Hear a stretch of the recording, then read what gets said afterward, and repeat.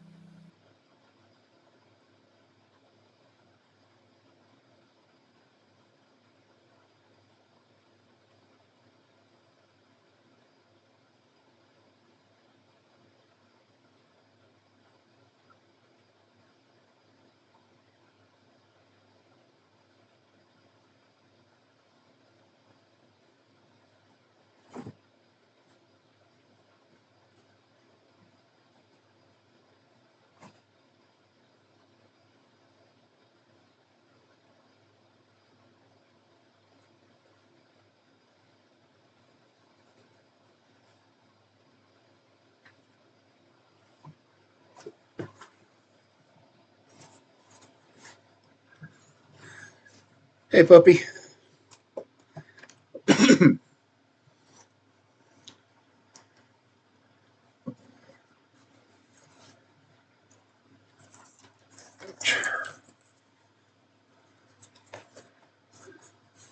Where did my desktop audio go? That's freaky ass. Freaky ass. Oh, sure, I hear that. Oh, sure, I hear that. Oh, sure, I hear that. Oh, the song was only 2 minutes. That's crazy. Oh, well. The song was only 2 minutes. It's crazy. Oh, well. The song was only 2 minutes. It's crazy. Oh, well.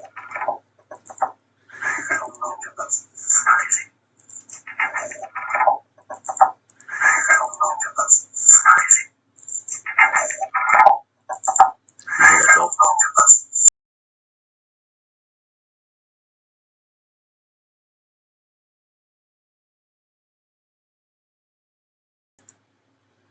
I hate it when that happens. Yeah, it's really a pain in the butt. I hate it when that happens. Yeah, it's really a pain in the butt. I hate it when that happens. Damn it. Do it again. Yeah, it's really a pain in the butt. I hate it when that happens. Audio. Damn it.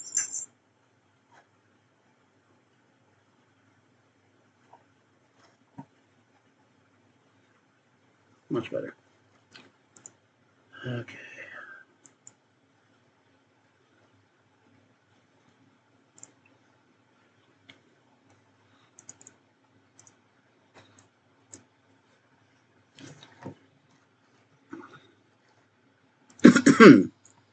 So how are we going to do it today? Oh, yeah, chatting. There I am.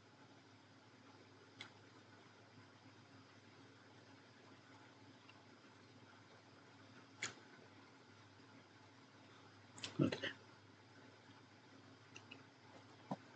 So I need to go through and do all the announcements and stuff saying, hey, I'm on. Come watch me. Or come listen to me. Whichever it is.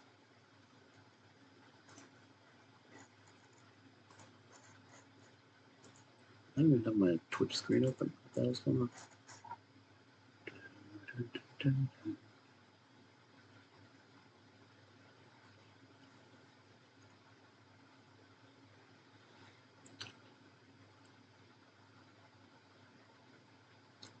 Oh, this stream almost got the right thing this time.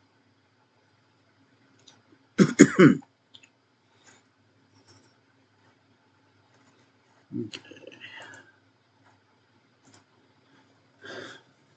Sit around here and do the Twitter announcements and all that wonderful nonsense.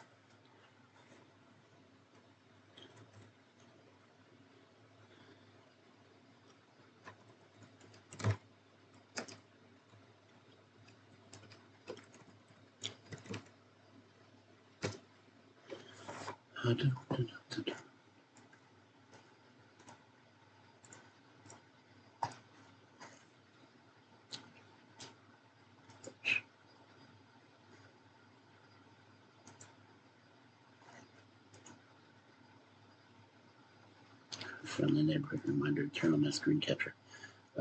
Screen captions went nuts last night when I tried using it.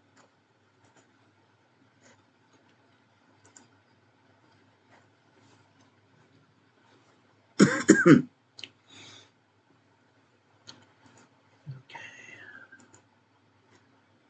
We'll throw it on my Discord.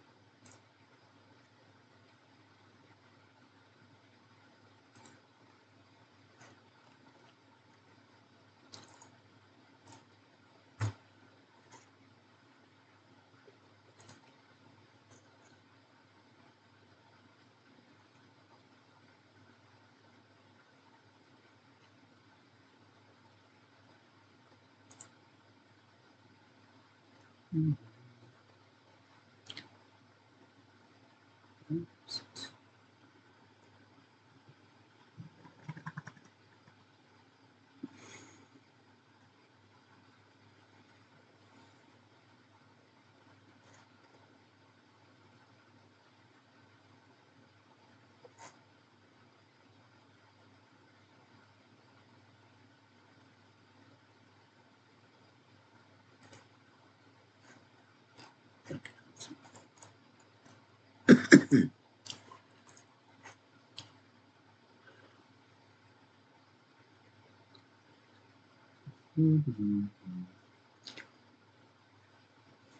That stream is not at all brought to you by Blackwater.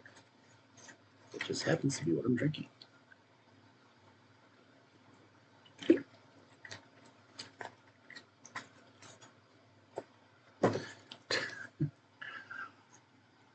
I'm on VTube Studio. Why is animation not working right? Ever since it did the update, it just doesn't want to work cooperatively. Yes, use microphone. Select microphone. I wanted to use this microphone. No voice at all. It says I'm right. It says I'm talking right there. Going up and down all over the place.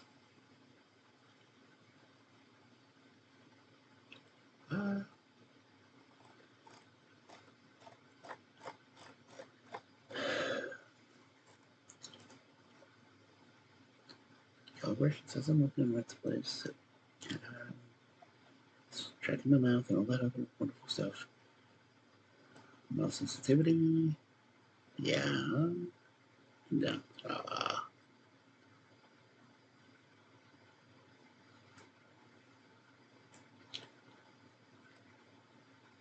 Just set that. Okay.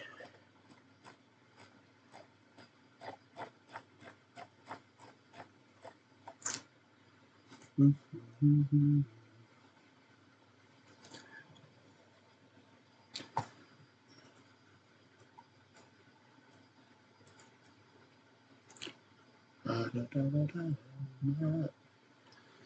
Now that is going to go crazy again. What the hell?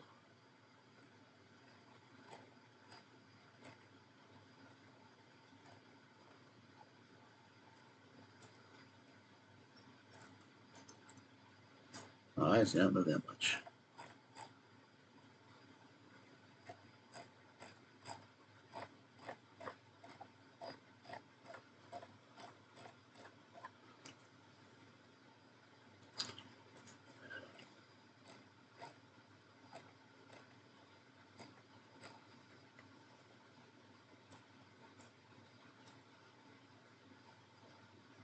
My eyes are going crazy.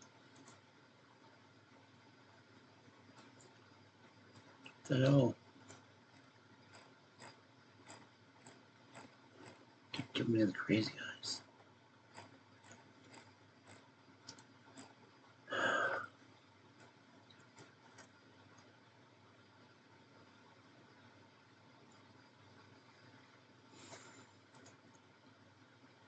Why is it being such a pain?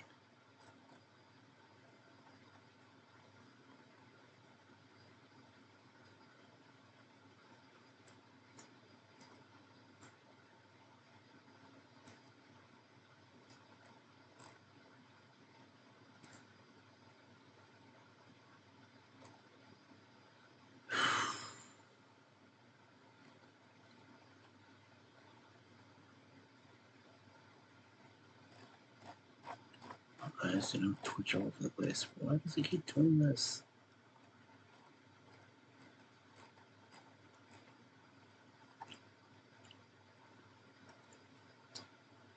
And it's not picking up my voice that well. That's just a nuisance in itself.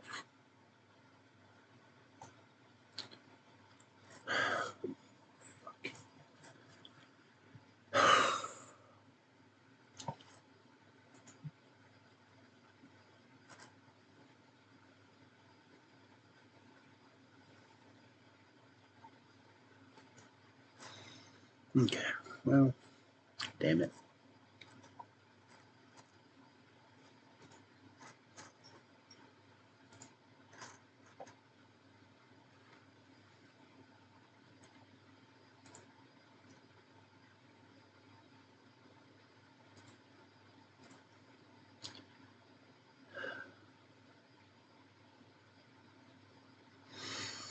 Okay, well, at least my PNG is a little bit more reliable, so let's switch to that instead.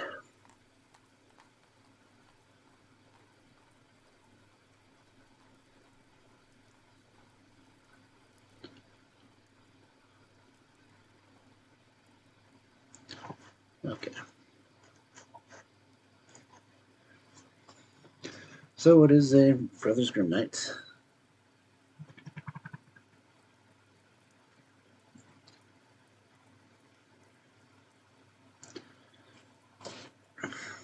Which is why I said the thing about getting Grimm is, well, that is one thing the Brothers Grimm seem to excel about is, you know, darker fairy tales, definitely.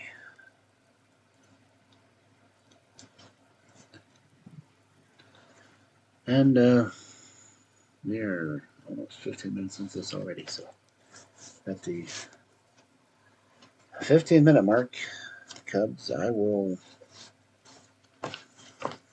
start reading.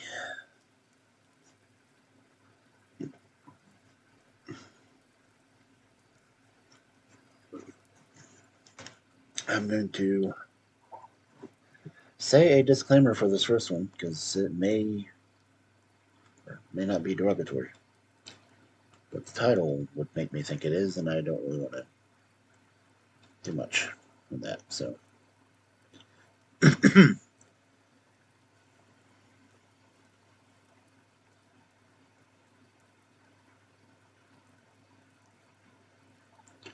so with we hello,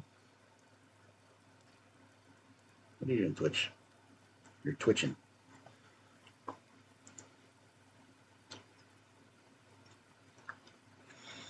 Okay. Anyway, the first story, more or less, so we can get it out of the way.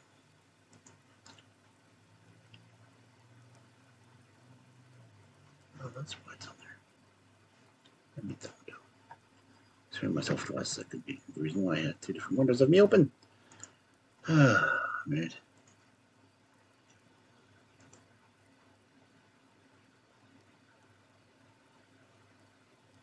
Why would I just open on entirely different screen?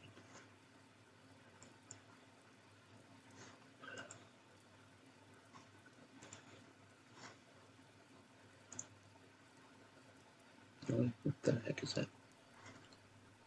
Okay. Try this again. Back to the first story of the night.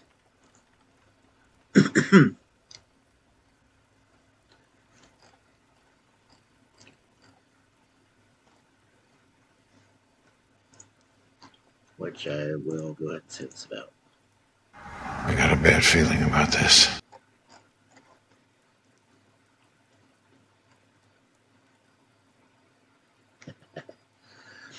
The story is The Jew and the Thornbush.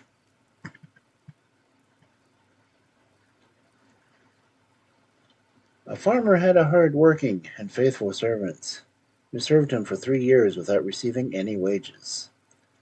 Finally, it occurred to the servant that he really didn't want to work for nothing, and he went to his master and said, "I've served you honestly and tirelessly for a long time. That's why I trust you'll know what to give me, what's due to me, in keeping with God's commandments." However, the farmer was a sleazy man, and knew that the servant was simple-minded. So he took 3 pennies, and he gave him a penny for each year. That's how the servant was paid. However, he believed that all this was a fortune, and thought, "Why should I put up with drudgery any more? I can now take care of myself and be free and have a merry time in the world." So he stuck his huge amount of money in a sack and began traveling cheerfully over hill and dale. When he came to a field, skipping and singing, a little man appeared and asked him why he was so merry. "Oh, why must you be gloomy? Oh, why must I be gloomy? I'm healthy, and I've got an enormous amount of money and don't need to worry. I've saved all that I earned for working for my master for 3 years, and it's all mine." "How much is your treasure?" said the little man. "3 whole pennies," answered the servant. "I'm a poor man. Give me your 3 pennies." Now, since the servant had a kind heart and took pity on the little man, he gave him the money. Then the man said, "Because you have a pure heart, you are granted 3 wishes, one for each penny. Now you may want what your heart desires." Those never go well. The servant was satisfied with this, and thought, "I prefer things to money," and he said, "First, I wish for a fowling gun that hits everything I aim at. Second, I wish for a fiddle that will make everyone dance when I play it. Third, I want people always to do what I request." Those are pretty good questions. The little man said, "All your wishes are granted," and he immediately gave him the fiddle and the gun and went off on his way. Well, if the servant had been happy before, he thought that now he was 10 times happier, and he had not gone very far when he encountered an old Jew. A tree was standing there, and a small lark was sitting on top of the highest branch and sang and sang. It's a miracle of God that such a little bird can sing like that, said the Jew. I'd give anything to have it. Well, if that's what you want, the bird will soon come down to us, said the servant. Then he took aim with his gun, and shot the lark between the eyes so that he fell down from the tree. Go and pick it up, he said to the Jew. However, the bird had fallen into some thorn bushes that were under the tree. The Jew crawled into the bushes, and when he was stuck on the middle of the bushes, the servant took out his fiddle and began playing. Then the Jew started to dance and couldn't stop. Instead, he jumped even higher with more force. Meanwhile, the thorns ripped his clothes so that they hung in shreds on him, and he was scratched and wounded, causing his entire body to bleed. For God's sake, the Jew screamed, stop playing your fiddle! What crime have I done to deserve this? You've skinned enough people, thought the servant, so you're just getting the justice you deserve. And he played a new jig.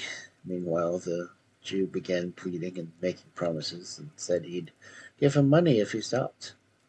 At first, however, the servant didn't think the Jew offered him enough, and drove him to dance even more, until the Jew promised him 100 solid gold coins that he was carrying in his bag, and that he had just obtained by cheating a good Christian. When the servant saw the money, he said, well, given this condition, yes, I'll stop. So he took the bag and stopped playing the fiddle. Then he calmly and happily went on his way. Meanwhile, the Jew broke out of the thorn bush. He was half naked and miserable, and began contemplating how he'd avenge himself. He cursed the fellow and wished evil things would happen to him. Finally, he ran into a judge and complained that, without being at fault, he had been robbed of his money by a scoundrel, and that he had been beaten mercilessly, and the fellow who had done all this was carrying a gun on his back, and a fiddle was hanging on his shoulder. So the judge sent some couriers and officers who were supposed to track down the servant and see if they could find him. Soon the young man was discovered and brought before the court. The Jew accused the servant of robbing his money, but the servant said, you gave me the money so that I'd stop playing my fiddle. The judge made a short matter of all this and sent his servants to hang on the gallows. Soon he stood on the platform of the gallows, with the noose round his neck, and he said, Judge, please grant me one last request. As long as you don't ask me to spare your life. It's not about my life. I'd like to play the fiddle just one last time. The Jew started screaming, for God's sake, don't let him do this! Don't let him do this! But the judge declared, I'm going to allow him to do this one last time, and let's leave it at that. Also, since he had such talent, nobody at the marketplace wanted to refuse or have his request denied. For God's sakes, the Jew said, just tie me up. And then the servant took the fiddle and stroked it with the bow. Everybody started to shake and sway, the judge, the clerk, and the officers. Nobody could tie up the Jew. Now the servant stroked the fiddle a second time, and the hangman let go of the rope and began to dance himself. When the servant really started fiddling, everyone danced together, the judge and the Jew at the head of all the people who had come to the marketplace to watch. At the beginning it was quite merry, but since the fiddling and dancing didn't end, they all screamed miserably and pleaded with the servant to stop.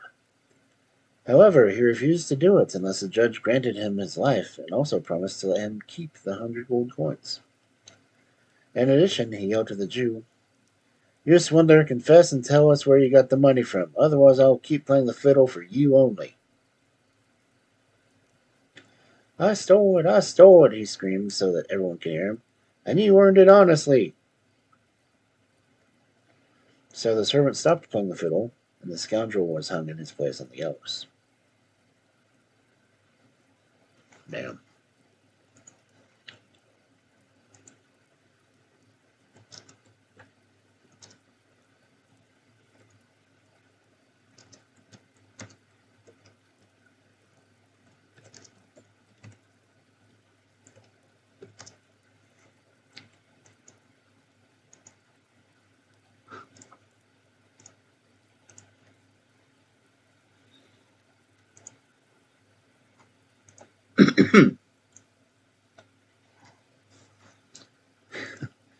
All right, well, that was.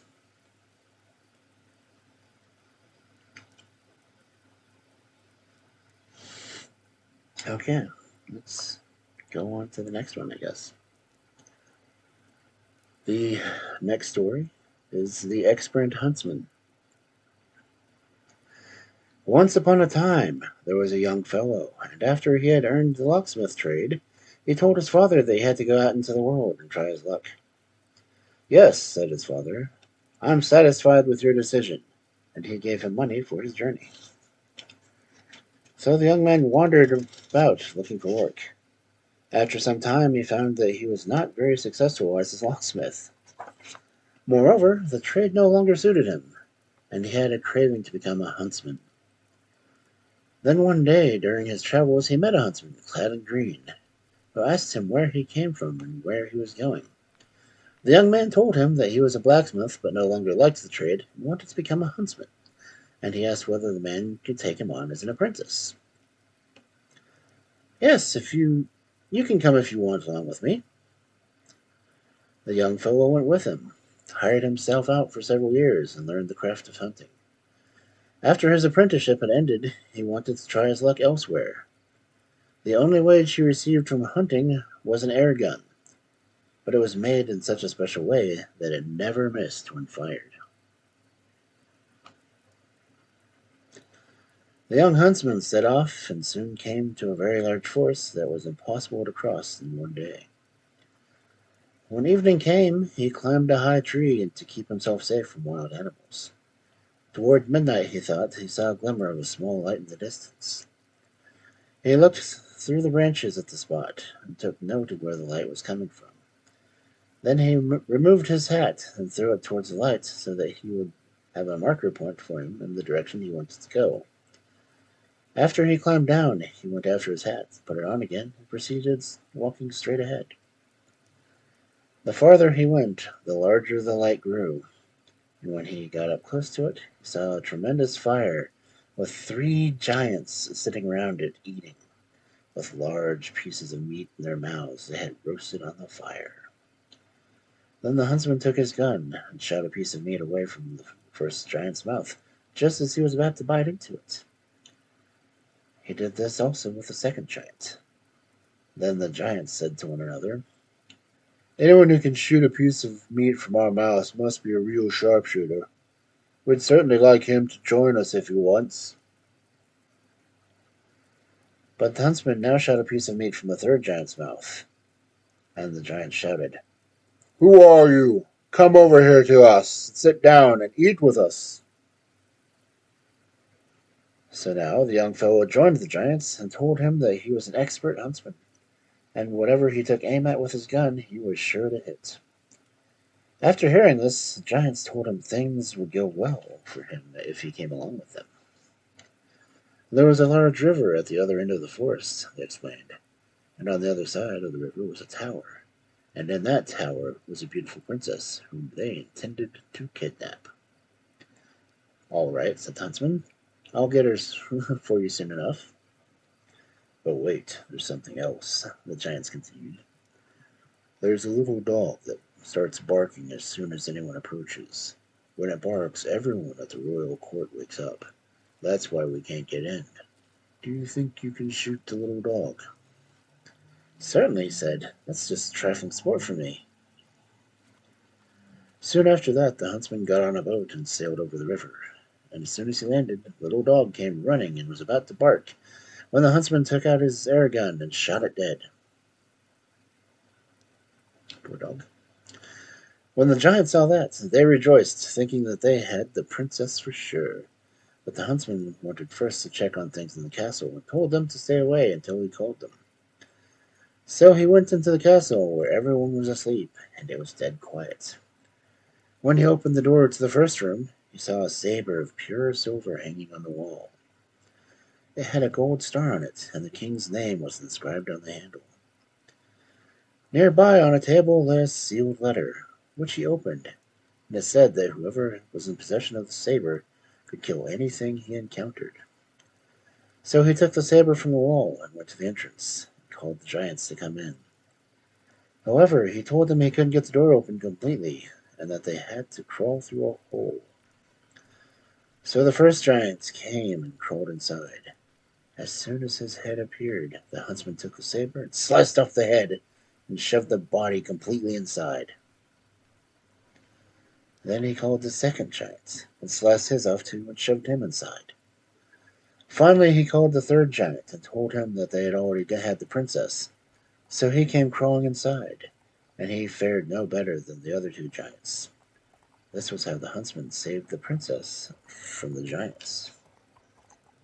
After this, he closed the hole and went on to explore the castle. Next, he came to a room where the princess was lying asleep.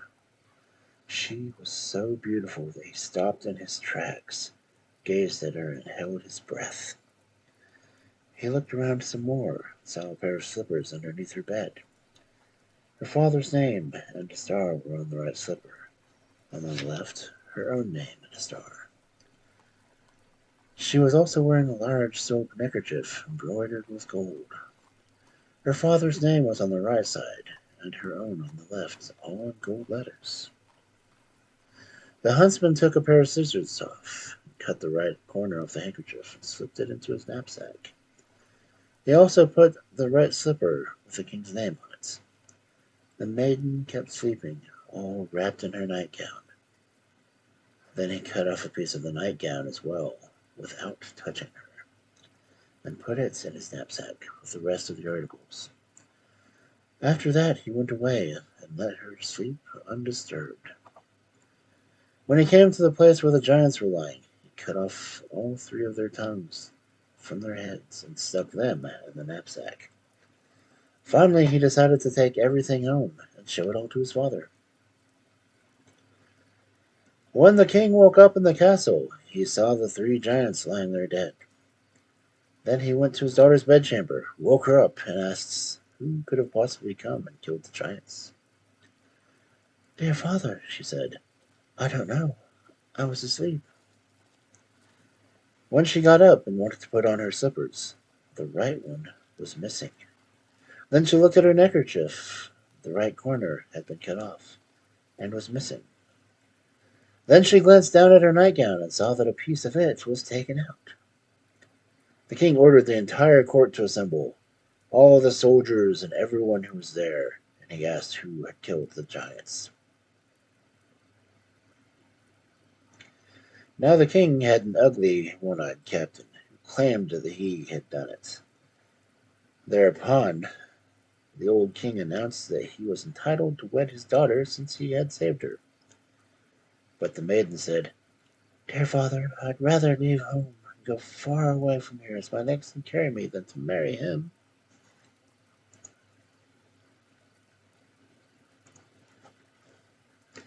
Since she refused to marry the captain, the king commanded her to take off her royal garments, put on peasant clothes, and leave the court. He ordered her, furthermore, to go to a potter and start selling pottery. So she took off her royal garments, went to a potter, and borrowed a stock of his earthenware. She promised to pay him back if she sold everything by evening. When the king told her to go sit by the roadside and sell the earthenware. In the meantime, he ordered some farmers to drive their wagons over her wares and crush everything into 1,000 pieces. Old bastard. When the princess got out her wares along the road, the wagons came and smashed everything to pieces. Ah, damn, I must have likened her. She burst into tears and said, "Oh Lord, how am I to pay the potter now?" This was the way the king wanted to force her to marry the captain. However, she went back to the potter and asked him if he could lend her some more earthenware. He told her no, not until she paid for the stock that he had already given her. So she went to her father and screamed and told him she wanted to go far away from there. He answered that she was to go into the forest where he was going to have a cottage built for her. She was to stay there for the rest of her life and cook for anyone who came along, but she was not allowed to accept money for this. When the cottage was finished, a sign was hung outside the door, and on it was written, "Today for nothing, tomorrow for money." She lived there a long time, and news spread throughout the world that a maiden was living there who cooked for nothing, just as the sign said on the door. Word of this also reached the huntsman, and he thought, "That's something for you. After all, you're poor and you have no money." So he took his hair gun and knapsack, in which he put all the tokens he had taken from the castle, went into the forest, and found the cottage with the sign, "Today for nothing, tomorrow for money." Now, he was still wearing the saber with which he had cut off the heads of the giants, and he carried it into the cottage with him. He asked to have something to eat, and was delighted to see the beautiful maiden, who was as pretty as a picture. She asked him where he had come from and where he was going, and he replied, "I'm just traveling about the world." Then she asked where he got the saber, for her father's name was on it. In response, he inquired whether she was the king's daughter. "Yes," she answered.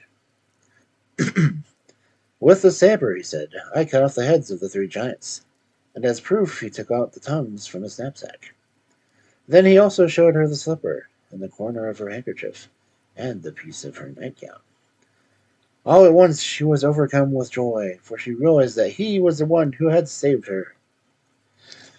Then they went to the old king together, and she led her father into the room and told him that the huntsman was the one who had saved her. When the old king saw proof, all his doubts vanished, and he was as glad that the huntsman was entitled to marry the princess, and the princess was tremendously happy. Now they dressed up the huntsman as a foreign lord, and the king had a banquet prepared. When they went to the table, the captain came and sat on the left of the princess, and the huntsman on the right. The captain thought the huntsman was a foreign lord who had come for a visit. When they had finished eating and drinking, the old king said to the captain that he wanted him to solve a riddle. How would it be possible if someone said he had killed three giants, but couldn't find their tongues when asked to look for them? "They probably never had any tongues," said the captain. "Not so," replied the king. "Every creature has a tongue." And he asked the captain what a person deserved if he were to deceive a king.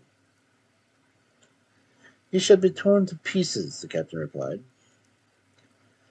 The king told him that he had pronounced his own sentence. The captain was thrown into prison, and subsequently torn into 4 pieces. The princess, though, was wed to the huntsman, and he returned home to fetch his father and mother, who came to live happily with their son. And after the old king's death, he inherited the kingdom.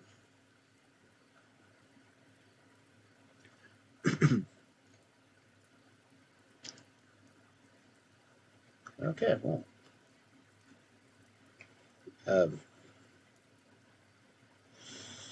Next one just looks like it would be a weird title.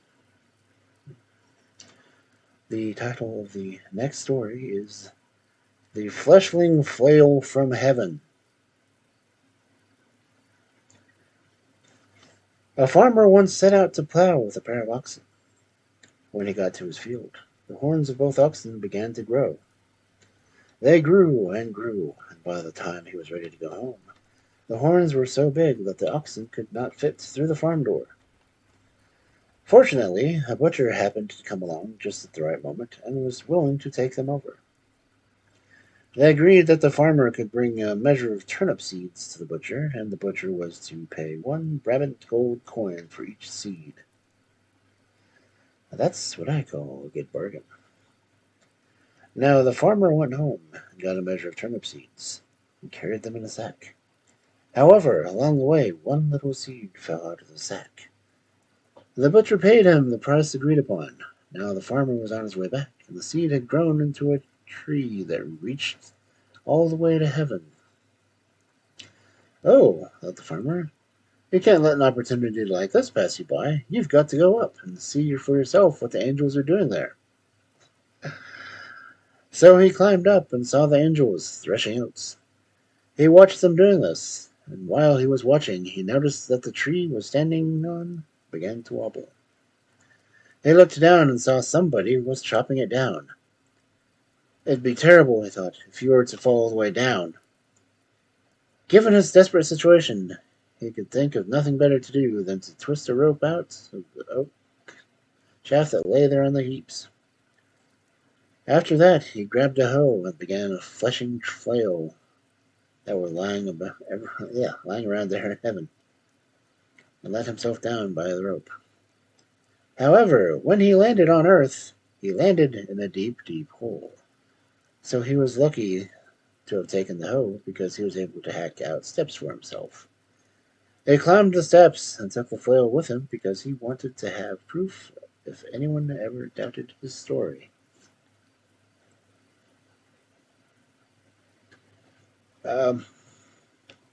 What? Okay, so oxen occasionally grow oversized horns. A butcher takes care of the oxen and then promises a gold coin for turnip seeds. Which, if I've ever seen a turnip seed, they're not very big. One turnip seed got out of the stack and turned into a tree that reached to heaven. Yeah, that is a tall tale.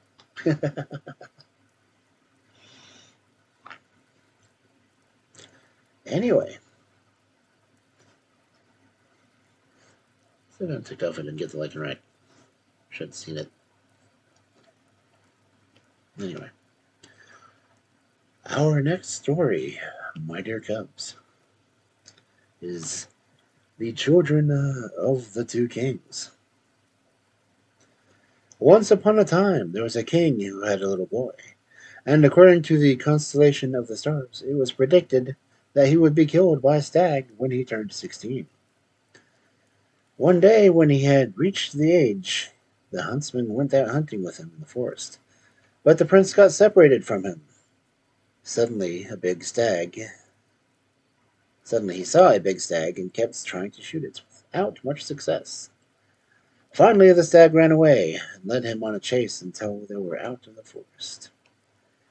All at once, a big, lanky man was standing there instead of the stag and said, "Oh, it's a good thing I've got you now.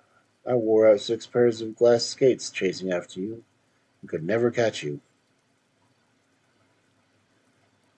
What? He took the prince with him and dragged him across a large lake towards a big royal castle.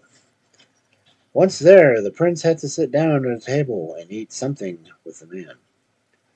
After they had eaten together, the king said, "I've got 3 daughters, and I want you to watch over the oldest one for me from 9 in the evening until 6 in the morning. Each time the clock strikes the hour, I shall come and call you. If you don't answer me, you will be put to death in the morning. However, if you answer, you shall have my daughter for your wife." When the young people went up to the bedchamber, there was a stone statue of St. Christopher. Oh, well, that would be the Wolfman, honestly, standing there.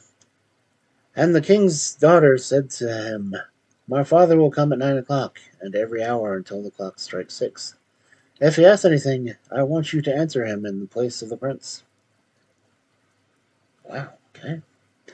The stone St. Christopher statue nodded his head very fast, then more and more slowly until he finally came to a stop. Meanwhile, the prince lay down on the threshold and fell asleep. The next morning, the king said to the young prince, "You've done well, but I can't let you have my daughter. Now I want you to watch over my second daughter. Then I'll consider giving you my older daughter for your wife. I shall come every hour on the hour, and when I call, you must answer me. If you don't answer, your blood will flow." The prince went with the second daughter up to the bedchamber, where there was a stone statue of St. Christopher, much larger than the first. And the king's daughter said to him, "If my father asks a question, I want you to answer." The big stone St. Christopher nodded his head very fast, then more and more slowly until he came to a stop. Oh, I kind of want a bobblehead of St. Christopher now. Not gonna lie. Stone bobblehead of St. Christopher, that would be cool. Okay. The prince lay down on the threshold and put his hand under his head and went to sleep. The next morning the king said to him, "You've done well, but I can't give you my daughter. Now I want you to watch over my youngest daughter. Then I'll consider giving you the second for your wife.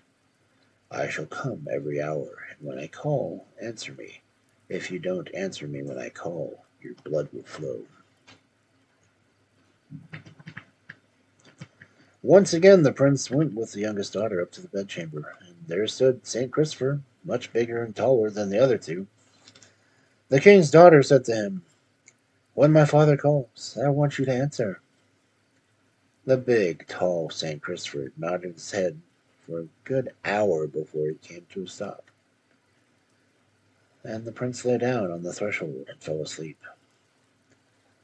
The next morning the king said, "Indeed, you kept your watch very well, but I can't give you my daughter yet.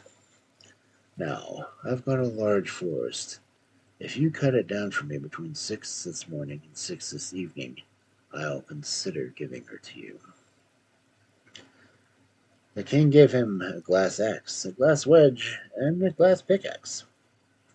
We're not in Minecraft. Maybe Elder Scrolls. When the prince reached the forest, he began chopping right away, and the axe broke in two. Then he took the wedge and began hitting it against the pickaxe, but it splintered into tiny pieces, the size of a grain of sand. This made the prince very downcast, for he thought he would now have to die. So he sat down and wept. At noon the king said, "One of you girls must bring him something to eat." "No," said the eldest, "we won't bring him anything. Let the one he watched over last night take him something." So the youngest daughter had to go and bring him something to eat. When she reached the forest, she asked him how everything was going. "Oh," he said, "things are going very badly." She told him to come over to her and have a little something to eat. "No," he responded, "I can't, for soon I must die, and I don't want to eat any more." She spoke kindly to him and implored him to try. So he went over to her and ate something. After he had eaten, she said, "Now, I'll louse you a little, and then you'll feel much better." People do a lot of lousing in stories. Not gonna lie. Admittedly, I'd be like a woman playing with my hair, but still, I don't have lice, but I'd still let you play with my hair. I mean, why not? When she loused him, he became so tired that he fell asleep. When she took her handkerchief and made a knot in it, and struck the ground 3 times. "Workers, come out!" she cried. Suddenly, numerous gnomes appeared from beneath the earth and told the princess they would carry out her commands. "In 3 hours' time," she said, "this great forest must be cut down and the wood stacked into piles." The gnomes went and called in all the relatives to come out and help them with the work. Then they started, and within 3 hours everything was finished, and they went and reported to the king's daughter. Once again she took out her white handkerchief and said, "Workers, go home."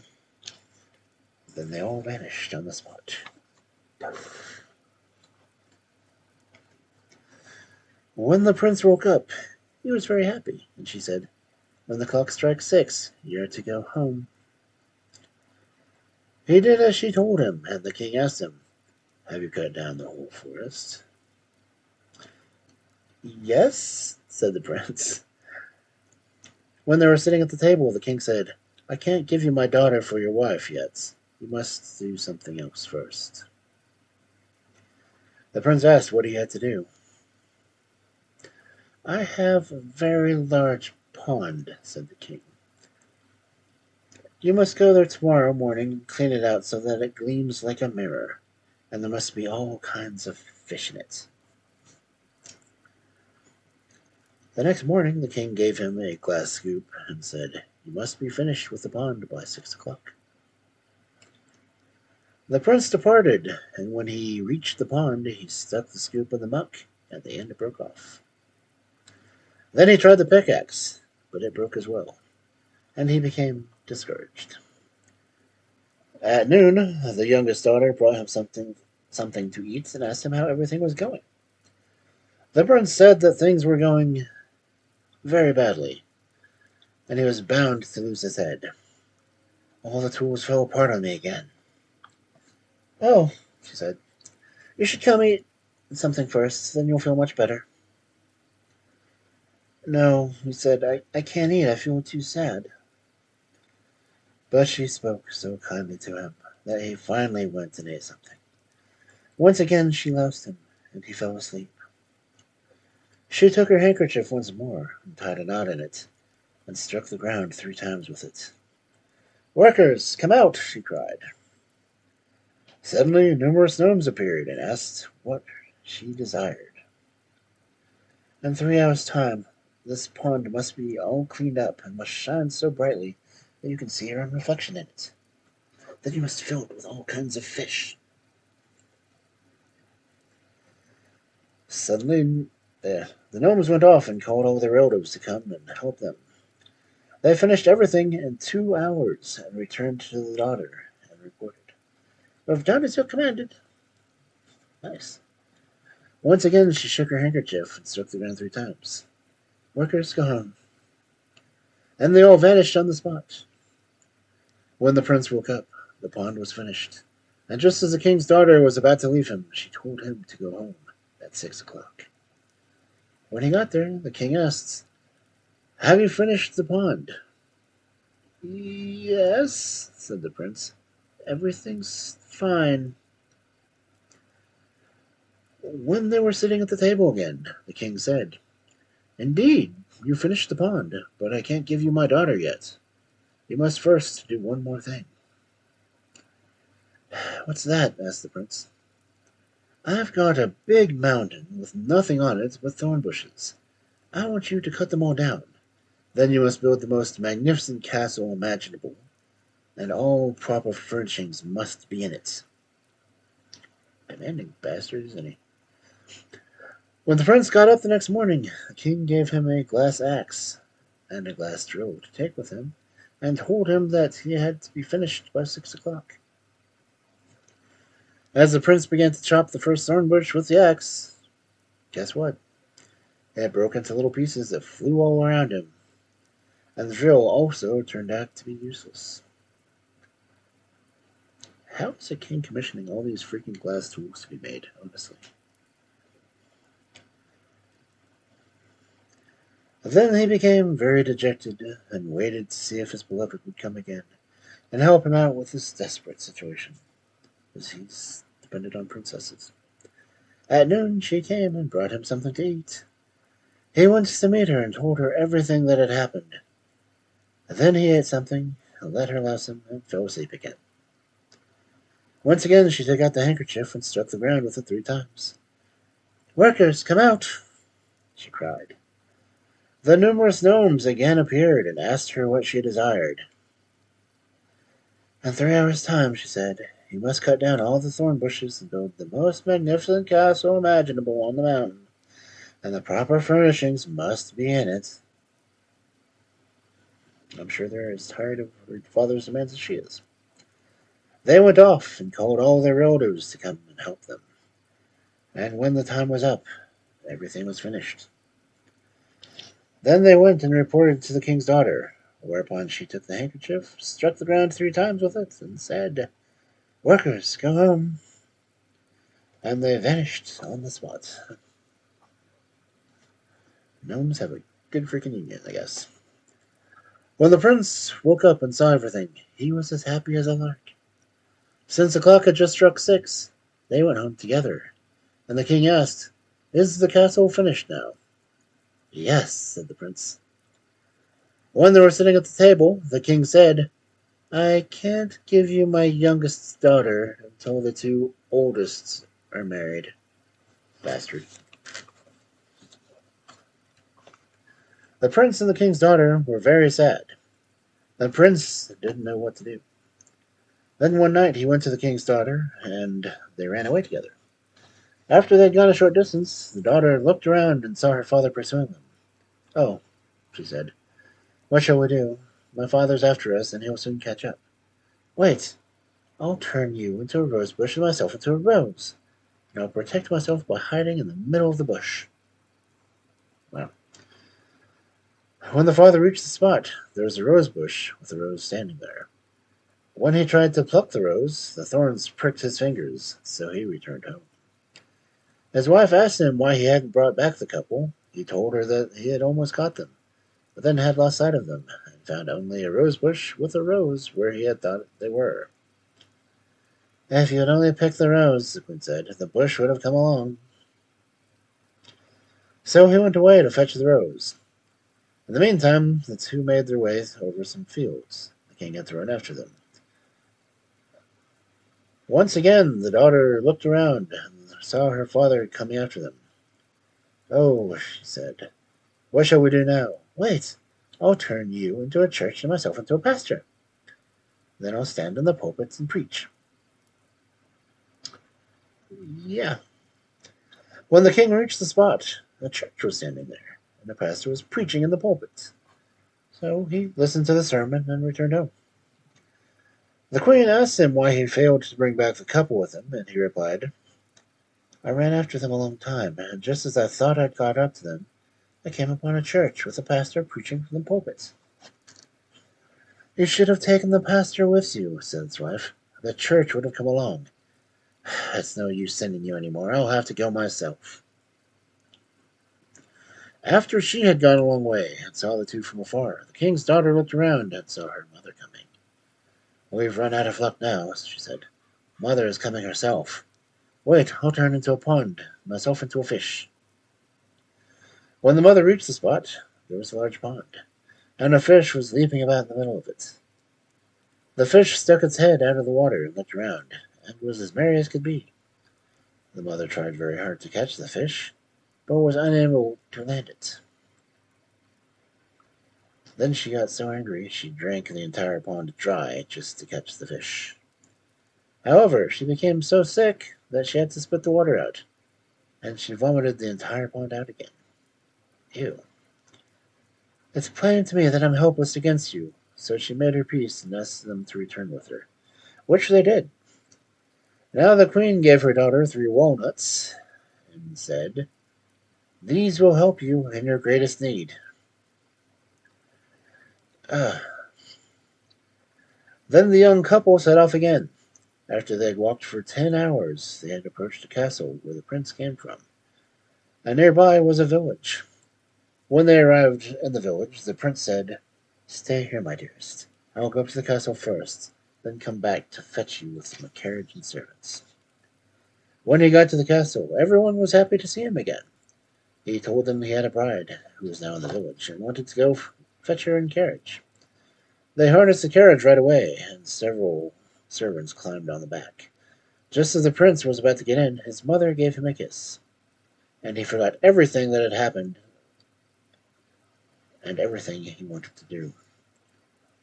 His mother then ordered them to unharness the carriage, and they all went back into the castle. Meanwhile, the king's daughter sat in the village and waited and waited. She thought the prince would come and fetch her, but no one came. Finally, she hired herself out at the mill that belonged to the castle. She had to sit by the river every afternoon and wash the pots and pans. Once the queen came out of the castle and took a long walk along the river, as queens are oft to do. When she saw the beautiful maiden, she said, "What a lovely girl! She's quite appealing." Then everyone around her took a look, and nobody recognized her. What? The king's daughter served the miller as a maid honestly and faithfully for a long time. Meanwhile, the queen found a wife for her son, and came from a country far away. When the bride arrived, they were to be married right away, and the crowds of people gathered to see the event. And the maid asked the miller if she might go and watch too. Go right along, said the miller. Before she left, she cracked open one of the three walnuts and found a beautiful dress inside. She put it on and wore it to church and stood near the altar. All at once the bride and the bridegroom arrived and sat down in front of the altar. When the pastor was about to bless them, the bride looked to one side and saw the maid dressed as the lady standing there. Then she stood up and said she wouldn't marry until she had a dress as beautiful as the lady's. So they returned home and sent servants to ask the lady if she would sell the dress. She told them no, she wouldn't sell it, but they might be able to earn it.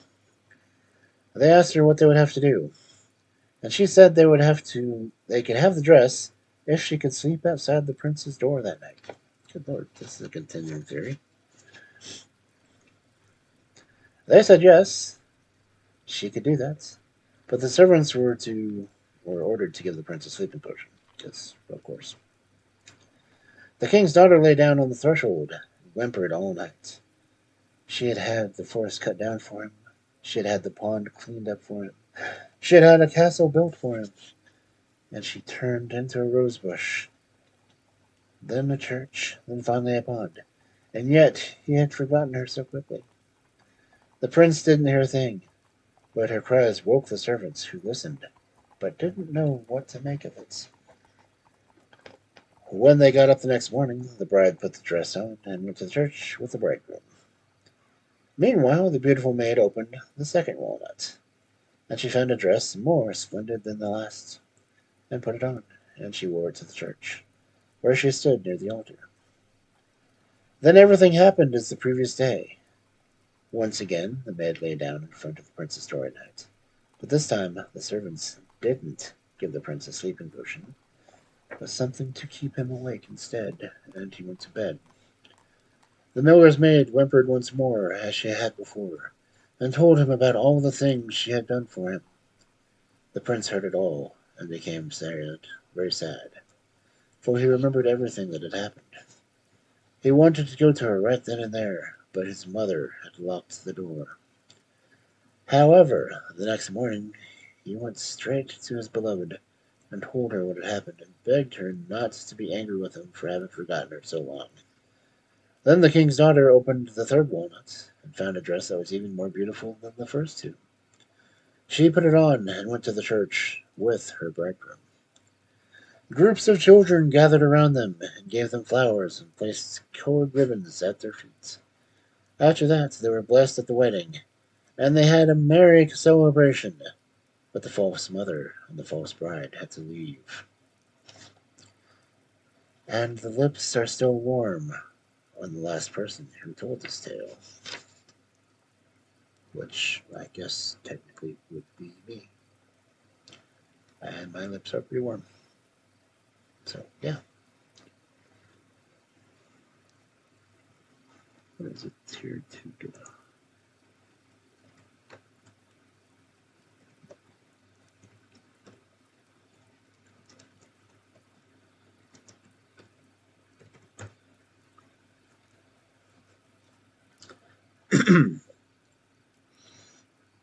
All right, Cubs, we have made it past the first hour, and I have no real urgent desire to take a break, so we're going to keep going.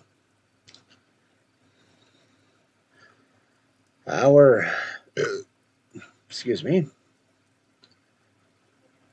I thought I could.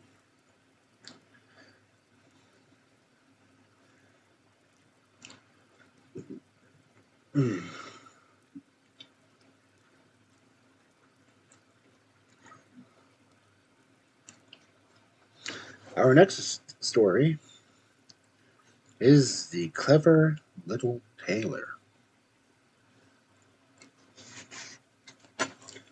Once upon a time, there was a princess who was extremely proud. Whenever a suitor appeared before her, she gave him a riddle to solve, and if he couldn't solve it, she would ridicule him and send him away. Indeed, she let it be known that whoever was able to solve her riddle would be allowed to marry her, no matter who that person might be. After some time passed, three tailors happened to meet. The two oldest thought that, because they had sewn many a fine stitch, and had got them all right, they were sure that the princess would hit upon the right answer. The third tailor was just a useless little thing, who knew next to nothing about his craft. So the other two tailors said to him, "You'd better, you'd better stay off. Yeah, you'd be better off staying at home. You won't get very far with your dense head." However, the little tailor refused to let himself be confused, and he said that had his mind set and knew how to take care of himself. So he sallied forth as if he owned the world. As not going to say it. Together, the three of them announced themselves to the princess and asked her to give them the riddle. They told her that the right people had finally come, and they all had such fine minds that one could thread a needle with each of one of them. So the princess said, "I have two kinds of hair on my head. What are the colors?"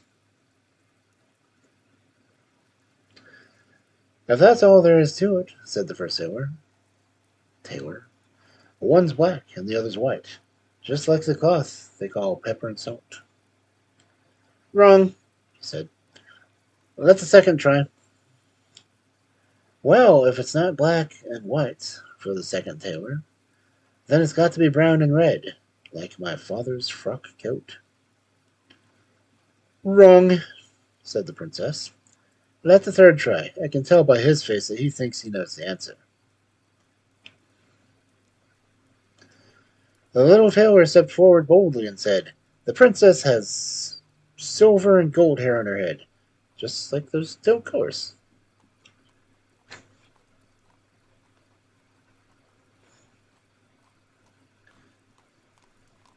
When the princess heard that, she turned pale and nearly fainted from fright, for the little tailor had guessed right, and she had been firmly convinced that no one in the world would ever solve the riddle. When her heart began to beat again, she said, "You haven't won me yet, for you must do one more thing. Down in the stable there's a bear. You must spend the night with him. If you're still alive when I get up in the morning, then I'll marry you." What's there a bear in the stable? She thought that'd get rid of the tailor this way, because the bear had never let anyone that he got his paws on survive. But the little tailor was not about to let himself be frightened by this. Indeed, he was delighted and said, "I'll manage to complete this task as well."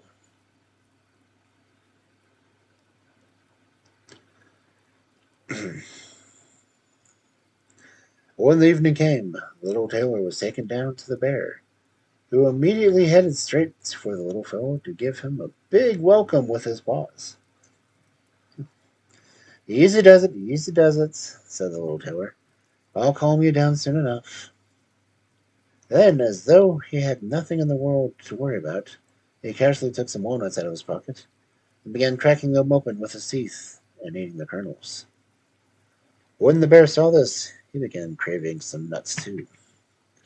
So the little tailor reached into his pocket and gave him a handful. However, these were not nuts, but small stones. The bear put them into his mouth and could not crack them open, no matter how hard he tried. "Good gracious," thought the bear, because bears sound like that. "What a stupid oaf I am. I can't even crack and open nuts."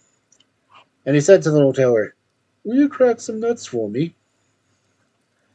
"What kind of a fellow are you, anyway?" said the little tailor. "You have such a big mouth, and yet you can't even crack open little nuts." Then he took the stones and stealthily substituted a nut for them, and cracked it in two in his mouth. "I'll get to try this thing once more. When I see you do it, I can't imagine why I can't do it too." Once again the little tailor gave him the plain stones, and the bear worked at it with all his might. God help the little tailor if he managed to bite it open. After that was opened, the little tailor took out a violin from under his coat and played a little tune. When the bear heard this music, he couldn't help but dance, as bears often do. And after he had danced for a little while, he was so delighted that he said to little Tailor, "Is it hard to learn how to play fiddle?" "It's child's play. Watch me. I place the fingers on my left hand down here, and then move the bow with my right. Then you can have a merry old time. Whoop-de-doo, and away we go." "I'd like to learn to play the fiddle," said the bear. "Then I could dance as much as I liked. What do you think about that? Will you give me lessons?" "Gladly," said the little tailor, "if you have the talent for it, but show me your paws. They're tremendous things, and I'll have to cut your nails a bit." So he went and fetched a vise. He put the bear's paws into it. Then the tailor tightened the vise and said, "Now wait until I return with the scissors." And he let the bear growl as long as he liked, when the tailor lay down on a bundle of straw in the corner and fell asleep. That night, when the princess heard the bear's tremendous growling, she thought that she had made an end of the tailor, and the growling was out of joy. The next morning she got up, feeling quite at ease and happy, for when she glanced out the window towards the stable, she saw the little tailor standing outside, looking as cheerful and fresh as a fish in water. After this, she couldn't break her agreement because she had given her promise in public. The king summoned a coach, and she had to drive to the church with the little tailor to get married. When the couple climbed into the coach, the other two tailors, who were false-hearted and begrudged the little tailor his luck, went to the stable and set the bear free. Now the bear ran after the coach in a great rage, and the princess heard him panting and growling. For her fright she cried out, "Ah, the bear is after us and wants to get you!" The little tailor, alert as ever, immediately stood on his head, stuck his feet out the window, and shouted, "You see the vice? If you don't go away, then you'll soon be back in it." When the bear saw that, he turned and ran away.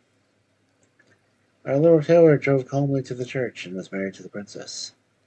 Thereafter he lived happily as a lark with her, and whoever doesn't believe me must give me a gold coin.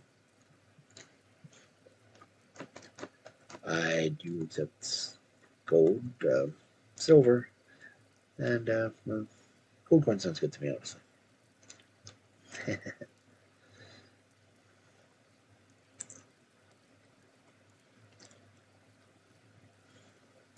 Anyway, Cubs, let's see, we're at hour 13. Cool.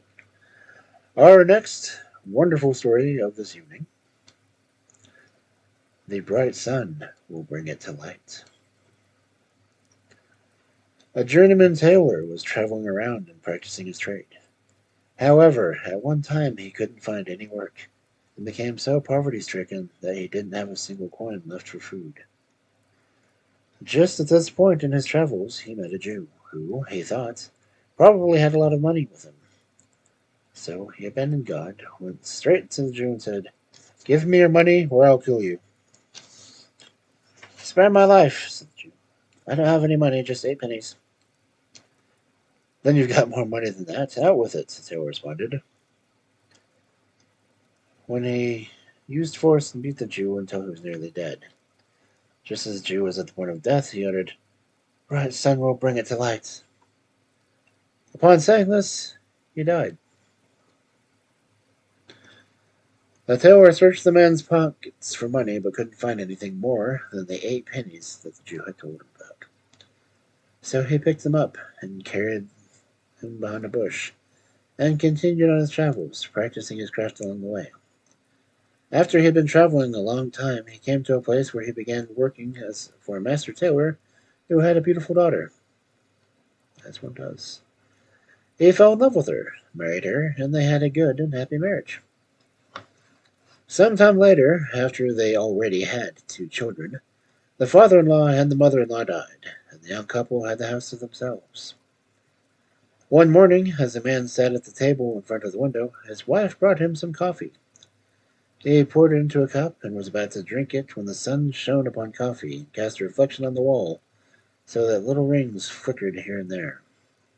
The tailor looked up and said, Ah, the sun very much wants to bring it into the light, but it can't. Good gracious, my dear husband, said his wife. What's that? What do you mean by that? I can't tell you, he answered. But she said, If you really love me, you will tell me. And she spoke so sweetly and swore she would never tell a soul about it, and gave him no peace, as wives do.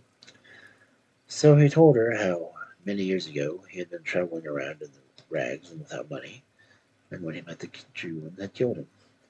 The Jew said that in his death throes, the bright sun will bring it to light. Now the sun wanted to bring it to light, and had cast its reflection upon the wall, where it had made rings. But it was not able to bring it to light. After telling her this, he implored her not to tell anybody, otherwise he would lose his life. She promised not to, but after he sat down to work, she went to her neighbor and told her the story in confidence, making her promise not to tell a soul about it, as, that always works. Yet, after 3 days had passed, the whole city knew the story, and the tailor was brought before the courts and convicted. So, after all, the bright sun did manage to bring it to light.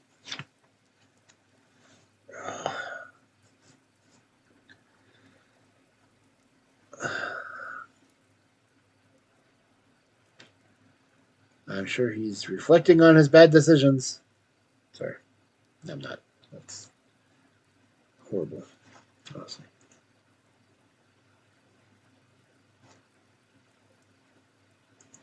Okay. Oh, crap. Blue zone? That's not fair. Do I have anyone on? I do not.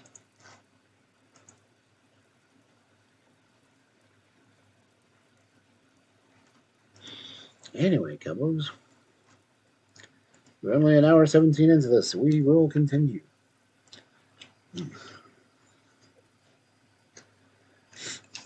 Our next story, The Blue Light. Once upon a time, there was a king who had a soldier as servants. When the soldier became very old, the king sent him away without giving him anything for his service. Now the soldier had no idea how he was to eke out an existence, and went off sadly, and walked until he reached a forest in the evening. After he went further, he saw a light, and as he approached it, he came upon a small house that was owned by a witch. He asked for a night's lodging, and little food and drink. At first, she refused him, but finally she said, All right, I'll be merciful, but you must dig my garden tomorrow morning. The soldier promised to do it, and was given a place to sleep. The next morning he hoed the witch's garden, and worked until evening, when the witch wanted to send him on his way, but he said, So tired, let me stay another night. She didn't want to let him, but finally gave in. So the next day he was to chop up a cartload of wood into small pieces, and indeed the soldier chopped the wood into logs. By the end of the day he had worn himself out so much that once again he couldn't depart, and asked for lodging for a third night. In exchange for the lodging, the witch demanded that he fetch the blue light from her well the next day. So the next morning the witch led him to the well and tied a long rope around him and lowered him down the well. When he reached the bottom, he found the blue light, and made a signal to the witch that she would pull him up. Indeed, she pulled him up, but just as he reached the edge of the well, she reached down with her hand and wanted to take the blue light from him, and then let him fall back down. However, he sensed the evil intentions, and said, No, you don't. I won't give you the light until both my feet are firmly on the ground. The witch became furious. She shoved him with the light down the well and went away. The soldier was quite sad down in the moist, dark quagmire, for he thought his fate was sealed. He reached into his pocket for his pipe, which was half full, and thought, I might as well smoke it and end it with my last pleasure. When he lit it, with the blue light, and began to smoke. As the smoke floated around a bit, the black man appeared and asked, Master, what do you command? I must do anything you demand. Then first help me out of this well. The little man took him by the hand and led him above ground. They took the blue light with them. When they were back above ground, the soldier said, "Now go and beat the old witch to death for me." After the little man did this, he showed the soldier the witch's treasures in gold. The soldier loaded them in a sack and took everything with him. And then the little man said, "If you need me, just light your pipe with the blue lights." Cool. The soldier returned to the city and stopped at the best inn, where he had fine clothes made for himself and had a room furnished in a splendid way. When it was ready, the soldier called the little man and said, "The king sent me away and let me starve because I could no longer serve him well. Now bring the king's daughter to me here tonight. She will have to wait on me and do what I command." Wow. "That's dangerous," the little man said. But he did what the soldier demanded anyway. He went and fetched the sleeping princess from her bed and brought her to the soldier. Then she had to obey and do what he said. In the morning, when the cock crowed, the little man had to bring her back again. When she got up, she told her father, "I had a strange dream last night, and it seemed to me that I had been taken away and become a soldier's maid and had to wait on him." "Fill your pockets full of peas," replied the king, "and make a hole in it. The dream could be true, and then the peas will fall out and leave a trail on the street." As peas do. So she did this, but the little man had overheard the king, and the evening. And when evening came, the soldier said to the little man he should bring the king's daughter to him again. The little man spread the peas all over the city so that the few peas fell out of her pockets could leave no trace. The next morning, people of the city had to pick all sorts of peas. Once again, the king's daughter told her father that what had happened to her. "Keep one shoe on and hide the other secretly wherever you are." The little black man heard this plan too. That night, when the soldier demanded that he bring him the king's daughter, the little man said, "I can no longer help you. You're going to have some bad luck if you're exposed." However, the soldier insisted on having his will done. "Well then, after I've returned her to the king, make sure to get yourself out of sight right away, through the city gate." So the king's daughter kept one of her shoes on and hid the other in the soldier's bed. The next morning, when she was home once again, she had her father search the entire city for the shoe that The next morning, when she once again with her father, he had the entire city searched for the shoe, and the shoe was found in the soldier's room. To be sure, the soldier had already rushed out of the city, but he was soon overtaken and thrown into a sturdy prison. Now he was chained and tied with a rope, and due to his frantic flight, his most valuable things, the blue light and the pipe, had remained behind. The only thing he had with him now was a gold coin. As he was now standing at the window of the prison, he saw one of his comrades passing by. He called out to him and said, "If you get me the little bundle I left in my room at the inn, I'll give you a gold coin." So his comrade went there and brought back the blue light and the pipe in exchange for one gold coin. The prisoner lit the pipe right away and summoned the little black man, who said to him, "Have no fear. Go wherever they take you, and let them do what they want. Just remember to take the blue light with you." The next day the soldier was interrogated and sentenced to hang on the gallows. As he was being led out to be executed, he asked the king to grant him one favor. "What kind of favor?" asked the king. "I like to smoke my pipe along the way." "You can smoke 3 pipes if you like," answered the king. Then the soldier took out his pipe and lit it with the blue light. All at once the little black man was there. "Beat everyone here to death," said the soldier, and tear the king into 3 pieces. Those soldiers are far from vengeful. Well, the little man began to beat all the people around him to death. The king kneeled and pleaded for mercy. To save his life, he gave the soldier the kingdom and his daughter to wife.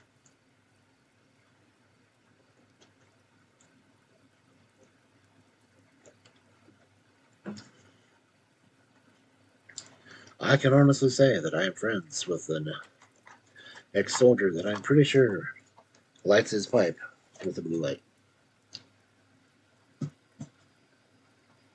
And that honestly sounds like something you would have them do.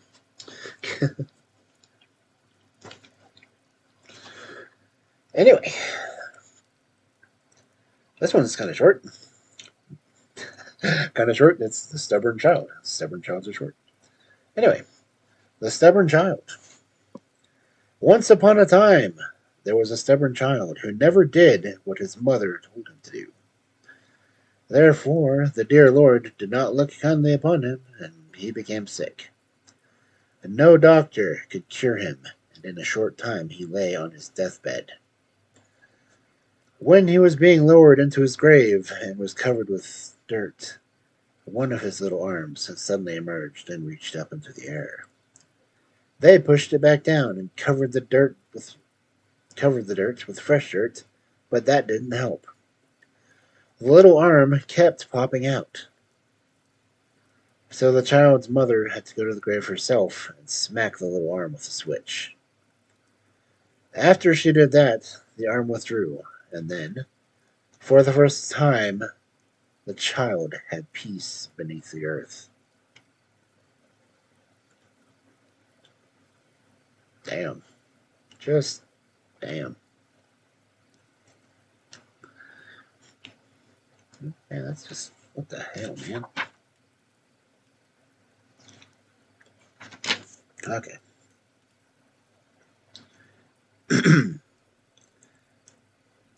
Our next story, The Three Army Surgeons. Three army surgeons who were traveling around the world thought they had learned all there was to know about their profession. One day they came to an inn where they wanted to spend the night, and the innkeeper asked them where they were coming from and where they were headed. We're headed about the world and practicing our profession. Well, show me what you can do, said the innkeeper. Then the first surgeon said he would cut off his own hand and put it back on in the morning. The second one said he would tear his own heart out and put it back in place in the morning. The third said he would poke out his own eyes and put them back in their sockets in the morning. Indeed, they had a salve that could immediately heal any wound that they rubbed it on, and they carried the salve in a little flask that they kept on them all the time. So each one cut a different organ from his body: the hand, the heart, and the eyes. Then they put them on a plate and gave them to the innkeeper, who handed the plate to a maid, who put it in a cabinet for safekeeping. Ew. Unknown to everyone, however, the maid had a sweetheart who was a soldier. And when the innkeeper, the three surgeons, and everyone in the house were asleep, the soldier came and wanted something to eat. The maid opened the cupboard and brought him some food. But she was so enraptured that she forgot to shut the cupboard door. She sat down at the table next to the three sweethearts and began chatting away. In her bliss, she couldn't imagine anything going wrong. But the cat came creeping inside, found the cupboard open, and carried off the hand, heart, and eyes of the other three surgeons. After the soldier had eaten, and the maid was about to clear away the dishes and shut the cupboard, she noticed that the plate given to her by the innkeeper was empty. Filled with dread, she said to her sweetheart, "Oh, poor me! What am I to do? The hand's gone, the heart, and the eyes, too. They'll make me pay for this tomorrow." "Calm down," he said. "I'll help you out with this mess. Just give me a sharp knife. There's a thief hanging from the gallows outside. I'll go and cut off his hand." "Which hand was it?" "The right one." The maid gave him a sharp knife, and he went to the gallows and cut off the right hand from the poor sinner, and brought it to the maid. Then he grabbed the cat and poked its eyes out. Now only the heart was missing. Haven't you just slaughtered a pig? Isn't the meat in the cellar? Yes, said the maid. Well, that's perfect, said the soldier, who went and brought back the pig's heart. Honest enough, pig's hearts can be used. Just saying. Grimm brothers were a little ahead on that one. The maid put everything together on the plate and placed it back in the cupboard. After her lover departed, she calmly went to bed.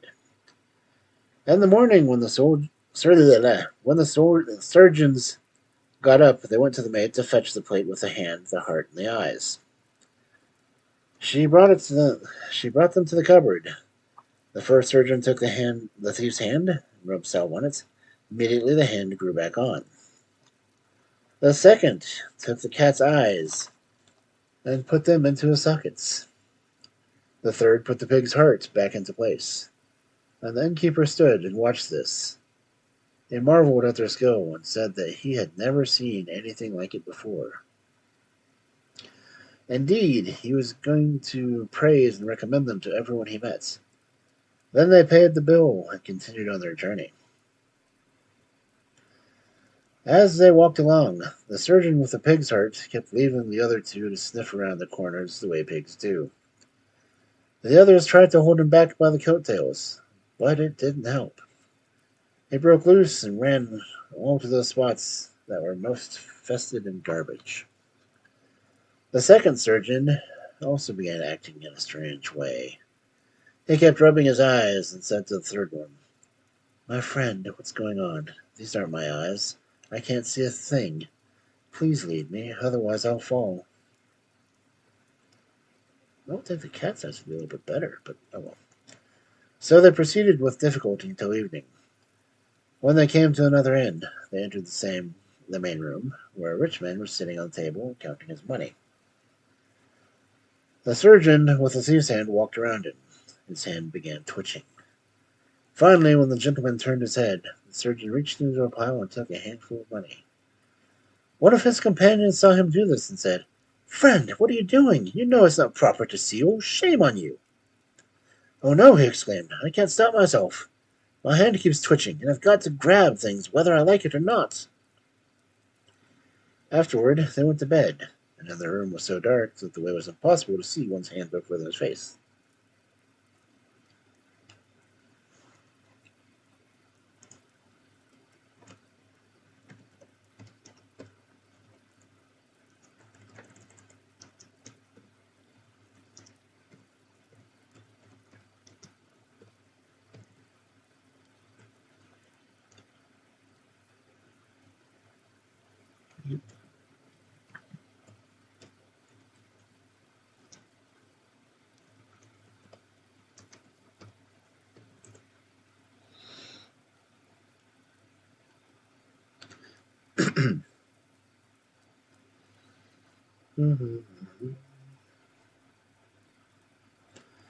Suddenly, the surgeon with the cat's eyes woke up, then roused the others and said, "Brothers, look! Do you see all the little white mice running around?" The other two sat up in beds, and they couldn't see a thing. So he said, "Something's wrong with us. We didn't get our own organs back. The innkeeper cheated us. We've got to return."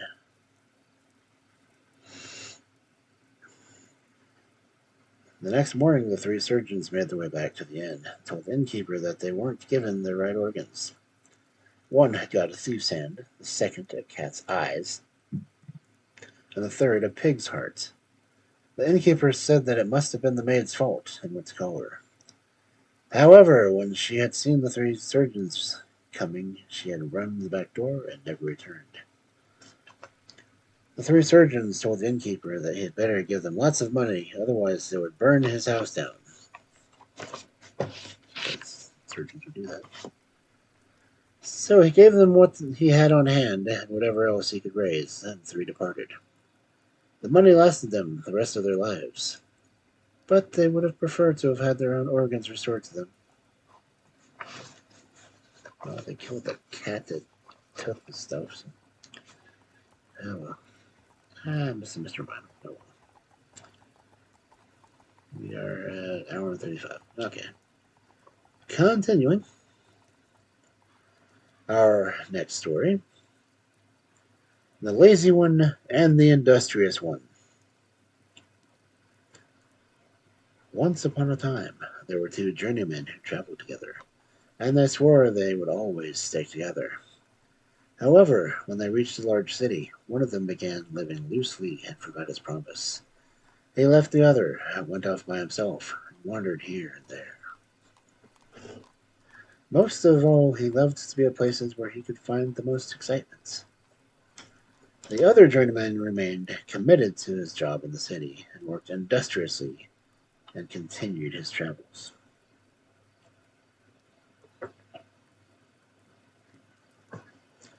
One night he passed by the gallows without realizing it, but he saw a man lying asleep on the ground. He was shabby and destitute, and since the stars were so bright, the journeyman recognized him as his former companion. So he laid himself down next to him and covered him with his own coat and fell asleep. However, he was soon wakened by two voices. There were ravens sitting on top of the gallows. One said, "God provides." The other, "Act according to the situation."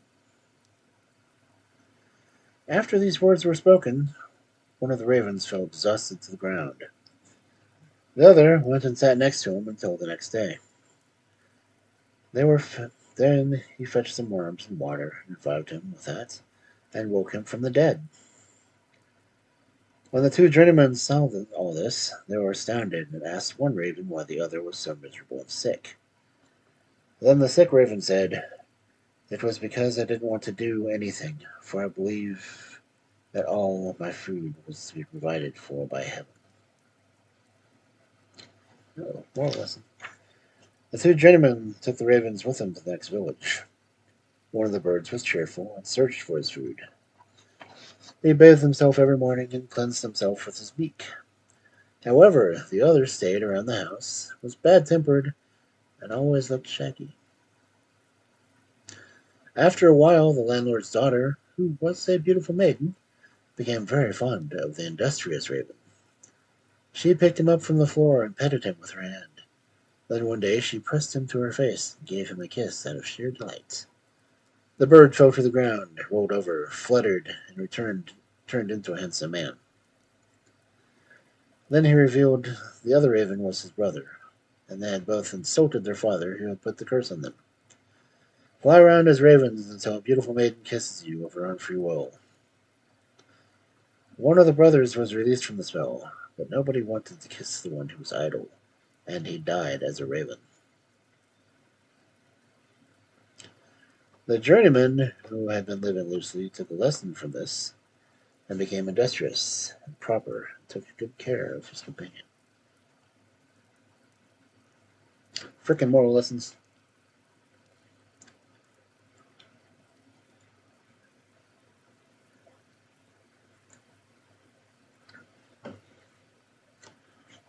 Though honestly,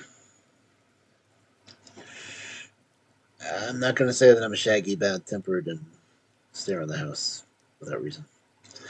Anyway, ravens.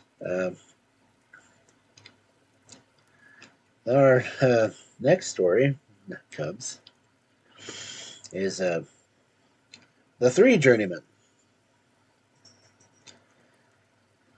There were once three journeymen who agreed to stay together during their travels and to always work in the same city.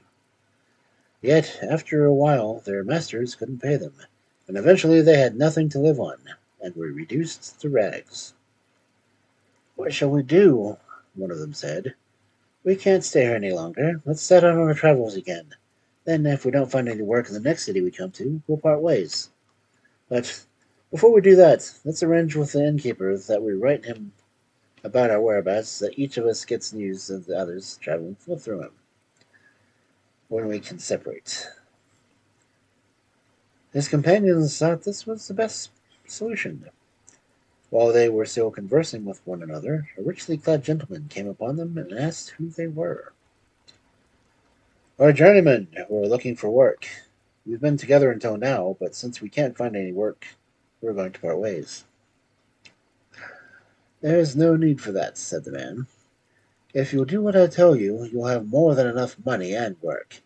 In fact, you'll become respected gentlemen and will be able to drive around in carriages." "Just so long as we aren't endangering our souls and salvation, we'll do whatever we can," said one of them. "No," responded the man. "I won't make any claims on your souls." However, one of the other journeymen had been looking at the man's feet, and when he caught sight of the horse's hoof and the human foot, he didn't want anything to do with him. But the devil said, "You have nothing to fear. I'm not interested in your souls, but in someone else's, and he's already half mine, and his time is about run out." Since they now felt safe and agreed to the devil's proposal, he told them what he wanted them to do. First, the journeyman was to answer every question with, "All three of us." The second with, "For money." The third with, "That's all right." These answers were to be given one after the other, but the men weren't allowed to say anything else. If they didn't follow the devil's instructions, then all their money would disappear immediately. But as long as they followed them, their pockets would always be full. At the outset, the devil gave them as much money as they could carry and told them to stop at such and such and in the next such and such and in the next city. Where they got there, the innkeeper went over to them and asked, "What do you want to eat?" The first one answered, "All three of us." "You?" said the innkeeper. "That's what I assume." "For money," said the second. "Obviously." "That's all right," said the third. "Of course it's all right," said the innkeeper. They received something good to eat and drink, and the service was all good. After the meal they had to pay, and the innkeeper brought the bill to them. "All three of us?" said the first. "For money," said the second. "That's all right," said the third. "Of course it's all right," said the innkeeper. "All three of you must pay. I can't serve anyone without money." Then they paid him, but gave him much more money than he had charged. The other guests at the inn observed this and said, "Those fellows must be crazy." "That's exactly what they are," said the innkeeper. "They're not particularly smart in the head." The journeymen stayed at the inn for some time. They said nothing but, "All three of us, for money, that's all right." However, they watched and knew everything that happened before. One day, a great merchant happened to enter the inn. He was carrying a lot of money with him and said, "Innkeeper, I want you to keep my money for me. And those three crazy journeymen over there, and they might steal it from me." The innkeeper took the money bag, and he carried it up to the room. He felt it was very heavy with gold. And he gave the three journeymen a room downstairs, while the merchant was to have the special room upstairs. What?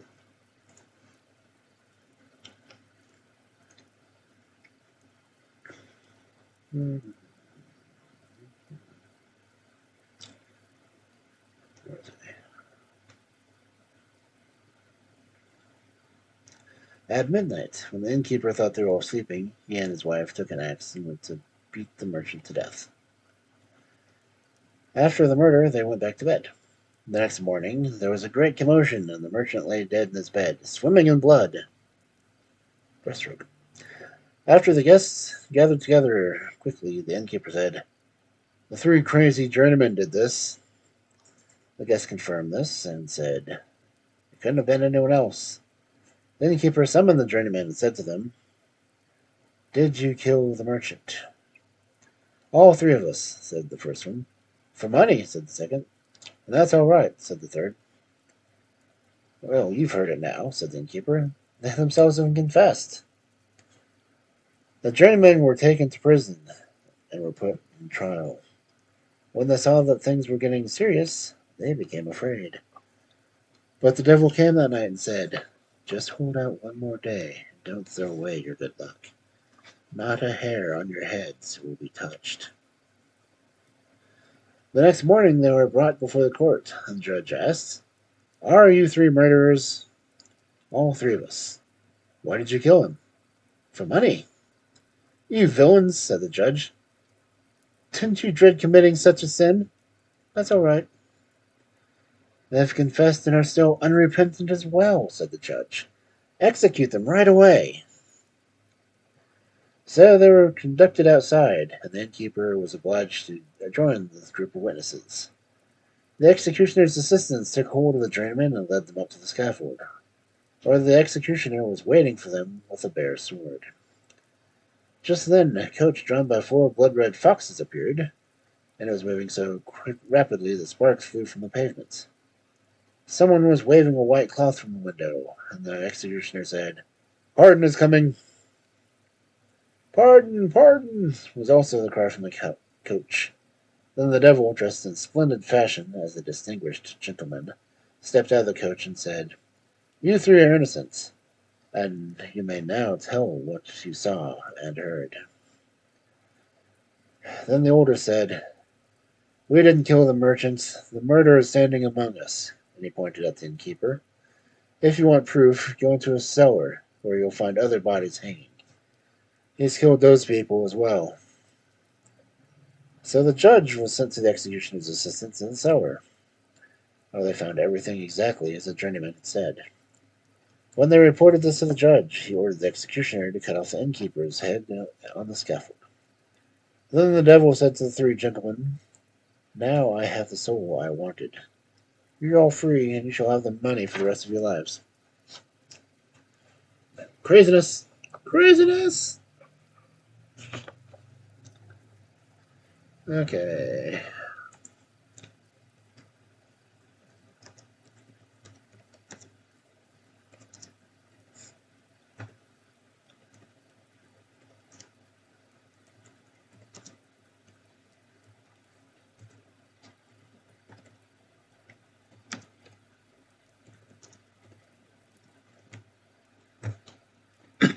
Okay.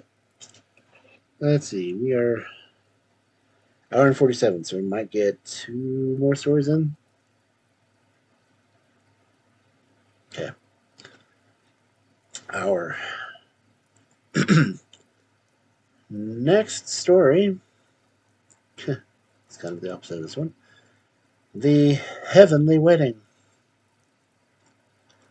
Once there was a peasant boy who heard a priest talking in church. "Whoever desires to enter the kingdom of heaven must always walk a straight path." Oh, poor kid. So the boy set upon his way and went straight along, always straight ahead without turning. Over hill and valley, finally he led his way to a large city, and then went into the middle of a church, where a holy service was being performed. When he saw all the magnificent pomp, he thought that he had now reached heaven. So he sat down and rejoiced with all his heart. When the holy service was over, and the sexton told him to leave, he answered, "No, I'm never going to leave. I'm happy now that I've finally made it to heaven." The sexton went to the priest and told him there was a boy who didn't want to leave the church because he thought he was in heaven. "If this is what he believes," the priest said, "then let him stay." Later he went to the boy and asked him if he would like to come do some work. "Yes," the little fellow answered. He was used to working, but he never wanted to leave heaven again. So he remained in the church, and when he observed how the people went up to the image of Virgin Mary and blessed child Jesus carved in wood, and how they knelt and prayed, he thought, "That's our dear Lord." And he said, "Listen, dear Lord, you're much too thin. The people are certainly leaving you to starve. I'll bring you half my food every day." From then on, he brought the image of mother and child half of his food every day, and the image began to enjoy the meals. After a few weeks, the people noticed that the mother and child and the image had put on weight, and that they were becoming fat and strong. And they were quite surprised. The priest couldn't understand it either, so he remained in church and followed the little boy and saw how he shared his meal with the Virgin Mother and how she accepted it. After some time, the boy became sick and couldn't leave his bed for a week. But then he could get out of bed. The first thing he did was bring food to the Blessed Virgin. The priest followed him and heard him say, "Dear God, please don't think wrong of me but for not having brought you anything for such a long time, but I was sick and I couldn't get up." Then the image answered him by saying, "I've seen your good intentions, and that's good enough for me. Next Sunday I want you to come with me to the wedding."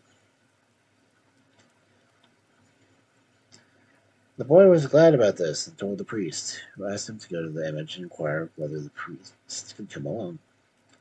"No," replied the image, "you alone." The priest wanted to prepare the boy first by giving him Holy Communion. The boy was happy to do this, and on the next Sunday, when he partook in the Holy Communion, he fell down dead, and thus went to the eternal wedding.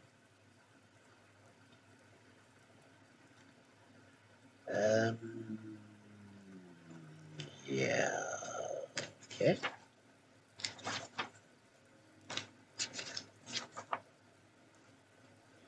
Okay, so it goes to page 41. It is about 5 pages long. Okay. Last story, kiddos. Then we'll switch over to just chatting and see what goes from there, okay?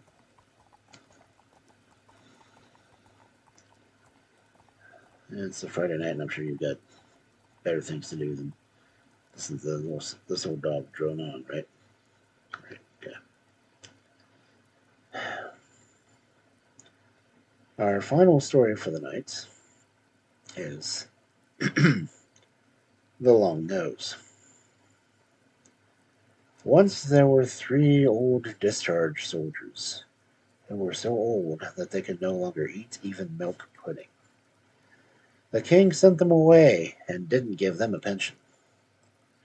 Consequently, they had nothing to live on and had to go begging. One day they began walking through the forest and were unable to reach the end. When night arrived, 2 of them lay down to sleep, and the third kept watch so that the animals wouldn't tear them to pieces.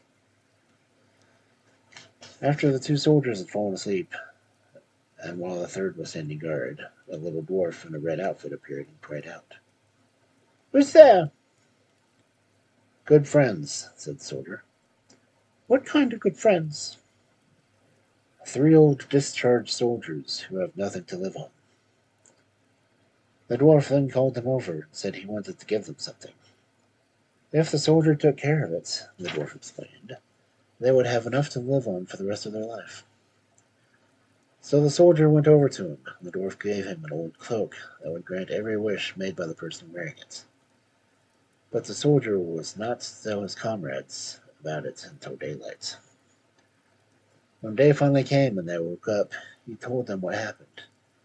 They continued to walk deeper in the forest until the second night, when they lay down to sleep. The second soldier had to keep watch and stood over the others. Then the red dwarf came out and cried, "Who's there?" "Good friends." "What kind of good friends?" "3 old discharged soldiers." Then the dwarf gave him a little pouch and told him it would always remain full of money, no matter how much he took from it. However, he was not to tell his comrades about it until daylight. Once again they continued their walk through the forest, and for the third day, that night the third soldier had to keep watch. The red dwarf came to him too and cried out, "Who's there?" "Good friends." "What kind of good friends?" "3 old discharged soldiers." The red dwarf gave him a horn, and whenever someone blew it, all the soldiers over all the world would gather together. The next morning, when each one of them had a gift, the first soldier put on the cloak and wished that they were out of the forest. Immediately they were outside. Then they went to an inn and ordered food and drink, the best innkeeper could provide. When they had finished, the soldier with the little pouch paid for everything and was very generous with the innkeeper. Soon they were tired from traveling, and the soldier with the pouch said to the one with the cloak, "I'd like you to wish for a castle for us. We've got enough money, and we can live like kings." So the soldier with the cloak wished for a castle, and as quick as a wink they were standing there with everything that went with a castle. After they had lived there for some time, he wished for a coach with 3 white horses. They wanted to travel from one kingdom to the other, pass themselves off as 3 princes. So they drove off with great retain of servants who looked quite regal, and went to a king who had only one daughter. When they arrived, they had themselves announced. Immediately they were asked to dinner, and they spent the night there. They had a merry old time, and after they had eaten and drunk, they began to play cards with the princess, which was the princess's favorite game. They played with her. She played with a soldier who had the pouch, and when she saw that no matter how much she won, the pouch never became empty, then she realized that it must be some sort of magical thing. So she said to him that since he had become so worn from playing, that he should have something to drink. She gave him a glass and put a sleeping potion into the wine. No sooner had he drunk the wine than he fell asleep, and she took the pouch. Then she went to the chamber and sewed another pouch that looked just like the old one. Finally, she stuck some money inside of it and put it back in place of the old one. The next morning, the 3 soldiers resumed their journey, and when the one with the pouch spent the little money that was left and reached inside the pouch for some more, he found it was empty and remained empty. Then he exclaimed, "That deceitful princess switched my pouch. Now we're poor people." But the soldier with the cloak said, "Don't get gray hairs over this. I'll have it back in no time." He put on the cloak and wished himself to be transferred to the princess's chamber. Within seconds he was there, and she was sitting counting money, which she continually took from the pouch. When she saw him, she screamed that a robber was there, and she screamed so loudly that the entire court came running and tried to help. Hastily he jumped through the window and left the cloak hanging there, so that his too was lost.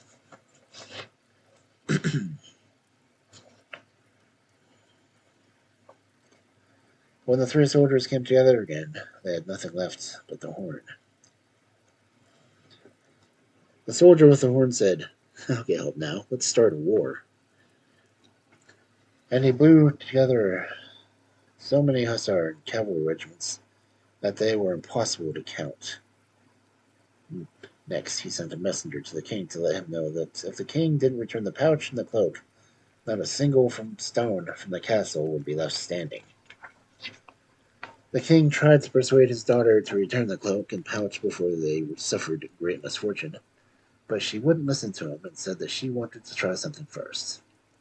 So she disguised herself as a poor maiden, carried a basket on her arm, then went out to the soldiers' camp to sell all kinds of drinks. Her chambermaid had to go along with her. When the princess reached the middle of the camp, she began to sing, and her voice was so beautiful that all the soldiers came out of their tents, and the one with the horn ran out and listened too. When the princess saw him, she gave her chambermaid the signal to crawl into his tent. When the chambermaid took the horn and ran back with it to the castle. Then the princess also went home, and now had everything. Once again the 3 comrades had to go begging, so they moved on. And the one who possessed the pouch said, we can't stay together anymore. You 2 go that direction, and I'll take this path." He set out alone and entered the forest. Since he was tired, he lay down beneath a tree and slept a while. When he awoke and looked up, became aware that he had been sleeping under a beautiful apple tree that had splendid apples hanging from the branches. Out of hunger, he took one and ate it, then another. Suddenly his nose began to grow and grow, and became so long that he could no longer stand up. His nose grew through the forest, 60 miles beyond. Meanwhile, his comrades were traveling about the world looking for him, because they felt it was better to be together. However, they had been unable to find him. Suddenly, one of them tripped over something and stepped on it. He thought, "My, what is that?" They moved it, and he saw that it was a nose. The 2 soldiers decided to follow the nose, and eventually they reached their comrade in the forest. He was lying there and couldn't stir or budge. So they took a pole and wrapped the nose around it. They wanted to lift it in the air and carry him away, but the nose was too heavy. Then they looked into the forest for a donkey, and they set their friend and the long nose on 2 poles, and had the donkey carry them away in that manner. They dragged him a short distance, but they found him so heavy that they had to rest. While they were resting, they saw a tree nearby with beautiful pears hanging from the branches. Then the little red dwarf came out from behind the tree and said to the soldiers with a long nose, if he ate one of the beautiful pears, his nose would fall off. So he ate a pear, and right away the long nose fell off, and his nose was exactly as it had been before. Thereupon the dwarf said, break off some apples and pears, and make some powder out of them. Whenever you give someone the apple powder, his nose will grow, and whenever you give someone the pear powder, his nose will fall off again. Now go as a doctor, give the princess some of the apples, and also the powder. Then her nose will grow even 20 times longer than yours. But brace yourself for anything that might happen. So the soldier took some of the apples and went to the king's court, where he at first pretended to be a gardener's helper. He said he had special apples that couldn't be found anywhere in the region, and then the princess heard about this. She asked her father if could buy some of the apples. The king replied, buy as many as you wish, because he's a sugar daddy. So she bought the apples and ate one. It tasted so good that she was convinced that she had never tasted an apple like that before in her entire life. Then she ate another, and once she did this, the gardener's helper departed, and her nose began to grow. It grew so tremendously that she couldn't get out of her chair and fell over. Her nose grew 60 yards around the table, 60 around the closet, and 100 yards through the window and around the castle, and another 25 miles toward the city. There she lay. She couldn't stir nor budge, and none of the doctors could help her. The old king issued a proclamation that any man who could help his daughter would receive a great deal of money. The old soldier waited for his moment and announced himself as a doctor. He had promised to save her with God's help. Thereupon he gave her powder from the apples, and her nose grew once more and became even longer. That evening he gave her powder from the pears, and the nose became somewhat smaller, but not much. The next day he gave her powder from the apples again in order to scare her soundly and punish her. The nose grew again, but not more than had fallen off the day before. Finally he said to her, your Royal Highness, you must have stolen something at one time. If you don't give it up, there'll be no help for you at all. I don't know what you're talking about, she said. You must, he responded. Otherwise my powder won't help. And if you don't give up what you've stolen, you'll die from a long nose. Then the old king said, give up the pouch, the cloak, and the horn that you've stolen. Otherwise your nose will never become small again.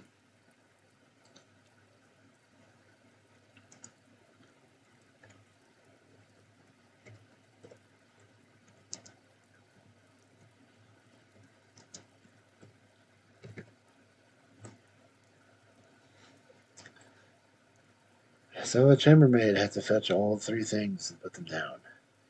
Now the doctor gave the princess the powder from the pears.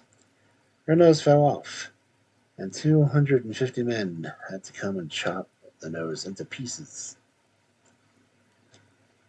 Meanwhile, the soldier went away with the pouch, the cloak, and the horn, and returned to his comrades, and they wished to be back at their castle, where they are probably still sitting and keeping house.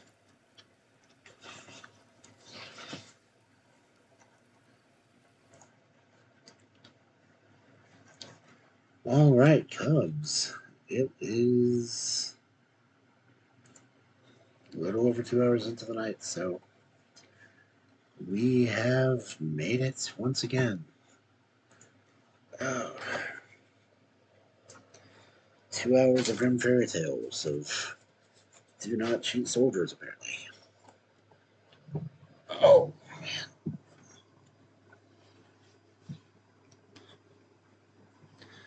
So, Cuggos.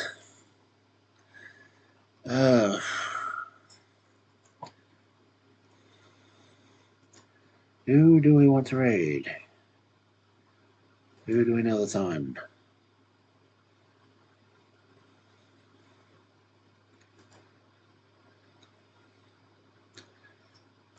Is there actually anyone here to send on a raid?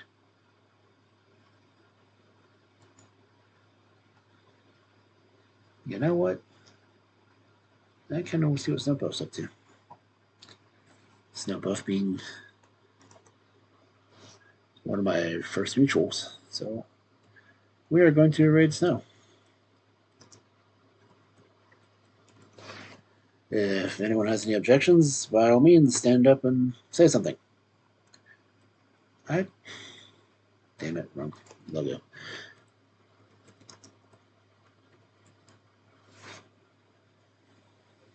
Okay. Raid has been created. So, Cubs. Fairy tales are over for the night, so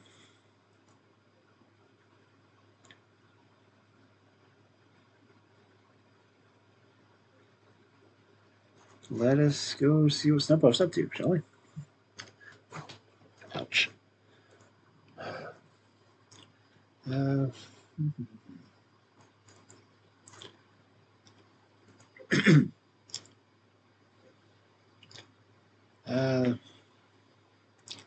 really wish I had more people to read, but okay.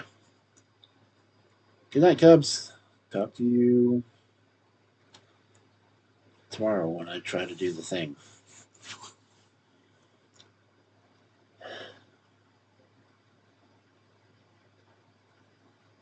Yep. Later, pups.